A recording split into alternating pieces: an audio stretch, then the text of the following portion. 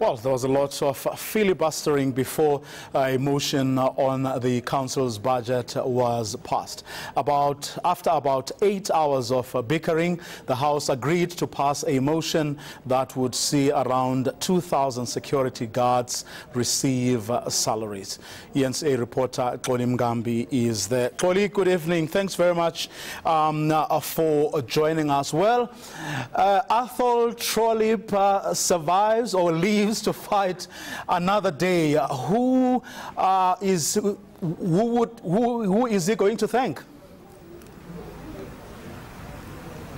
Well, Vuyo, I suspect Athol Trollip may have to thank his lucky stars that he at least managed to avoid this vote from going ahead, and that's primarily because, Vuyo, as it is speculated now, that the ANC, the EFF and the UDM, who are all allies inside that council, or should we say who were allies inside that council today, it's alleged, Vuyo, that they simply could not muster the numbers, and that's why we then saw later in the day them pushing for this particular motion to be heard in 14 days' time, and that's in 2 weeks' time.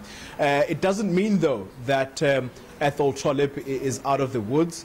It means simply that the EFF, the ANC, and of course the UDM now go back to essentially do what many are saying is going to be more horse trading, trying to convince parties, for example, like the AIC, African Independent Congress. Remember, the AIC, it is in coalition with the ANC in the city of Matatiele, or the municipality in Matatiele. It also is in coalition with the ANC in the city of Ekurhuleni, that metro in Ekurhuleni.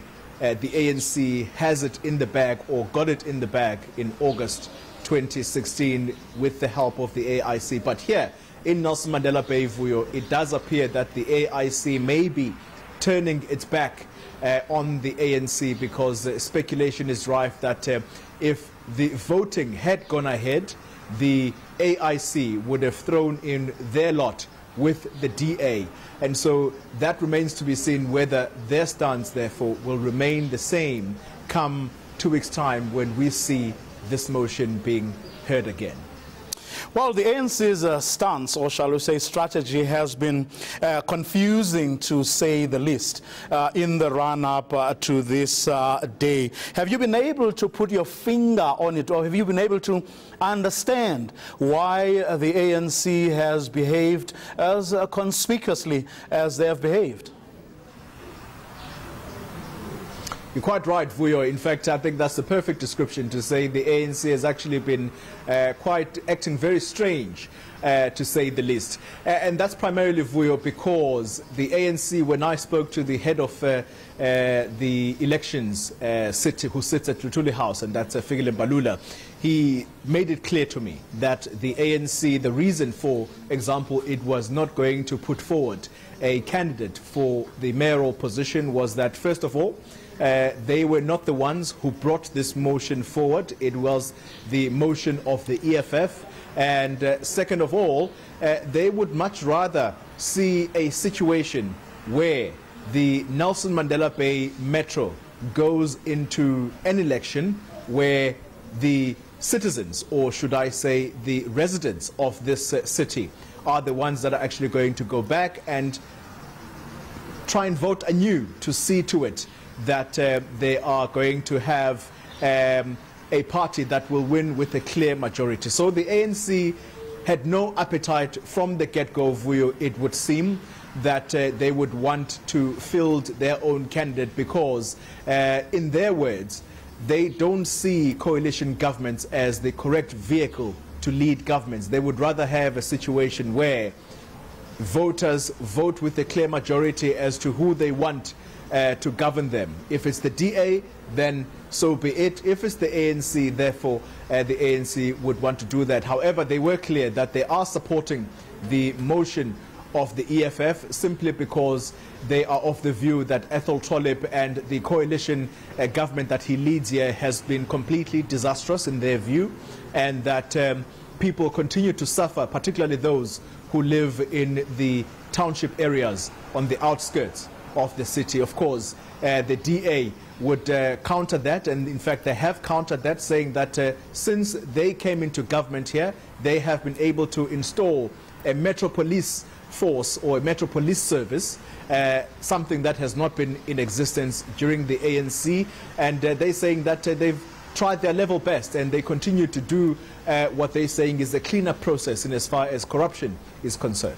Very, very briefly, Xoli, after that big rally where they filled up the Nangoza Jebe hall last night, all came to naught today. What has been the reaction of the EFF to today's events?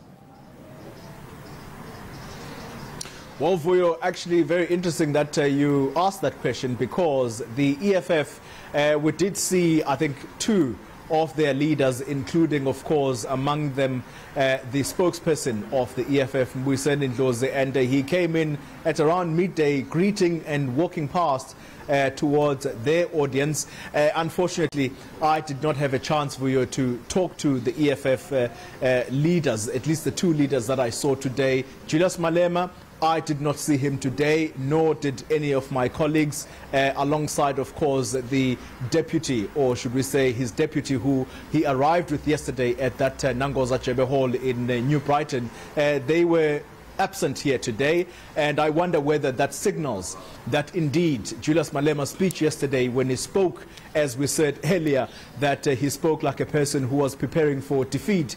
Perhaps they knew that something was not going to go according to plan today.